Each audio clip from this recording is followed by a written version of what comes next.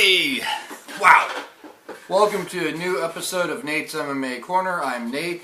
Today's episode is a post-fight recap show of the main card of UFC on Fuel 10. Big Nog versus Fabricio Werdum. And what did I tell you? I told you so, I told you so, I told you so. Fabricio Werdum would win in the first or second round. Now, I was wrong about how he would win the fight. I thought he was going to win by knockout, but he won by armbar instead, and wow. What a great fight. What a great fight. Whoa, whoa, whoa, whoa, whoa, whoa. Hey, let go, come on, we're just friends, come on. Oh, Fabricio, oh. Come on, you did it to Nogueira, don't do it to me. Oh, just let go, let me finish the show. Okay, cool. Yeah, we're cool. Thank you. Whew. Yeah, Fabricio, he's really good at those arm bars, what can I say? Especially in round two. I'm fine. Me and Fabricio talk things out after I'm done filming today's episode of Nate's MMA Corner. Okay, so it was good stand-up in the first round, is going back and forth a little bit on the stand-up, going a little bit back and forth on the ground and with grappling in the first round. Nogueira looked like he was going for some good submission attempts. Werdum, he was getting himself in some good positions, getting top position, staying on top position. And when it went to round two, he went to his bread and butter, went to his Brazilian Jiu-Jitsu mastery skills rather than his Muay Thai, which is great too. And I say give him the winner of Junior Dos Santos and Cain Velasquez. That's what Werdum apparently wants. I say give it to him, especially if he's willing to wait 5-6 months. And he's aware of that, and he's cool with that, then why not give it to him? He's definitely qualified to fight for the belt. And with Daniel Cormier, number 2, moving to light heavyweight any day now, and Werdum was ranked number 3 before this fight, it makes total sense to give Werdum the title shot against Junior or Cain, the winner of that heavyweight title fight. Yep. I knew this fight wasn't going to go 5 rounds, but great fight, great fight. Then in the co-main event, we had welterweight finale of The Ultimate Fighter Brazil Season 2. William Macario versus Leonardo Santos. And yeah, they're both talented guys. Leonardo Santos won in the second round by a submission arm triangle choke. Yeah, that was just good technique. He had his head down on the. He got his head down, clamped on the mat as much as he could, face down, and he was just really holding in, pressing in on his body. Got the choke. That was round 2, and they're both from Team Nogueira, so Nogueira is still a great coach. And still a great fighter. Nogueira didn't, Big Nog, he didn't look bad in the main event. He just got outclassed by my boy Fabricio Werdum. So hopefully Big Nog doesn't decide to retire just yet. I would love to see more of Big Nog. But he does have a future in coaching for sure, having coached The Ultimate Fighter Brazil Season 2. And both his guys were in the final. And they both look great. One was 21, one was 33. Leonardo Santos, amazing. Love to see what you're going to do in the welterweight division now. Hopefully you don't drop down in weight anytime soon. I'd love to see you stick to welterweight. Then in the light heavyweight division, we had Thiago Silva versus Rafael Cavalcante. Feijão, whatever you want to call him. And what did I tell you? Thiago Silva, he just more experienced opponents, more tougher opponents.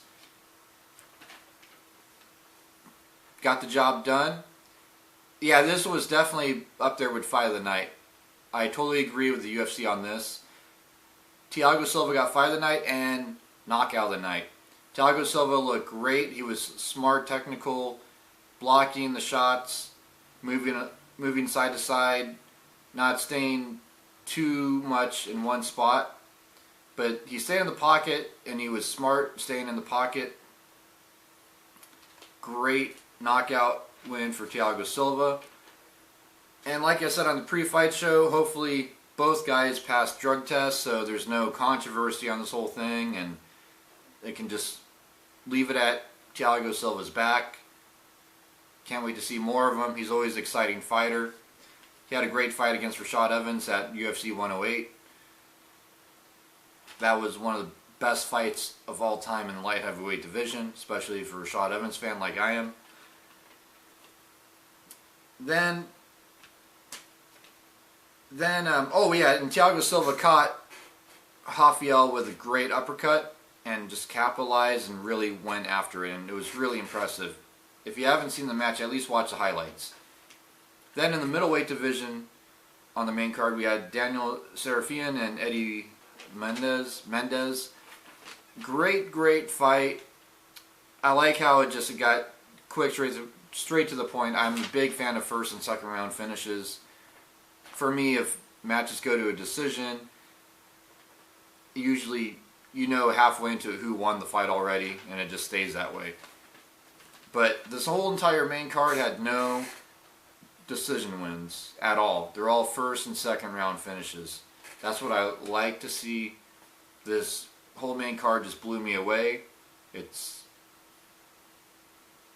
I've said this before, but it's pay-per-view caliber.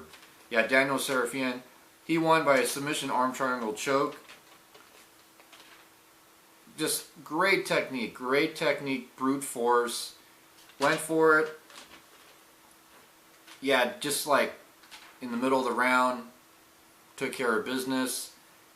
Didn't try to stand up too much with Eddie Mendez. I think Eddie Mendez is probably the more talented striker.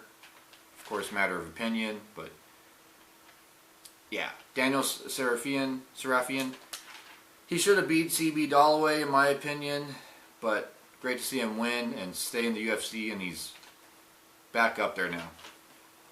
Then we have Erik Silva versus Jason High in the welterweight division. What did I tell you? Erik Silva, superstar in the making. He's not too young, not too old. Experienced fighter. He won by submission triangle armbar in the first round. Exciting, explosive fight.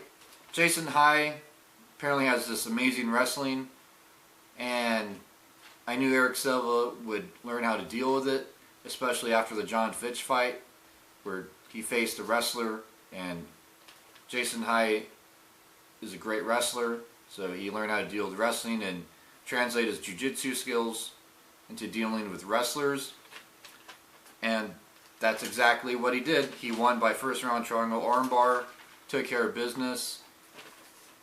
Now he is, I believe, 3-2 in the UFC, but depending on how you look at it, it should be 4-1. If you look back at one of his previous fights in the UFC. So Erik Silva, I say put him against a top 15 guy, at least a top 15 guy. See how he does. I think he'll do well. Then, to kick off the main card, we had featherweight battle with Rony Jason versus Mike Wilkinson. What did I tell you? Rony Jason, if you watched my pre-fight show on this card, I was rambling on about Rony Jason being this big deal. He won the Ultimate Fighter Brazil Season 1 in the featherweight division. He has impressive record. He won by a technical submission triangle choke in the first round. And yeah, he unfortunately beat my boy Sam Cecilia previously, late last year I believe. So yeah, Rony Jason, I say there's another guy next big thing in his weight class.